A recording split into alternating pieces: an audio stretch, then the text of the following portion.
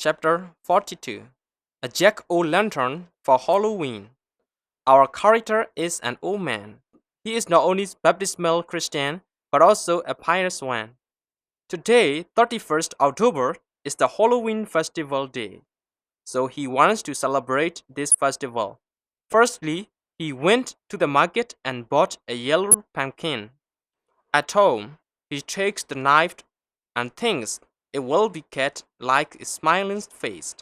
Firstly, he cuts the top of the pumpkin with a knife. He removes the pulse, which is being cut. There are flesh and seeds in the pumpkins, so he cuts them. He scoops them out of the pumpkin. After that, he carves the eyes and smiling mouth. Then he lights the candle and waits for a few minutes.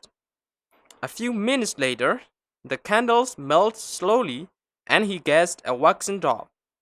So he drops the wax on the bottom of the pumpkin. He sticks the candle. Then he recovers it with the top part of the pumpkin. He puts it on the edge of the window and switches off the light off. It can be seen at the distance. Finally, he sweeps and cleans the rubbish.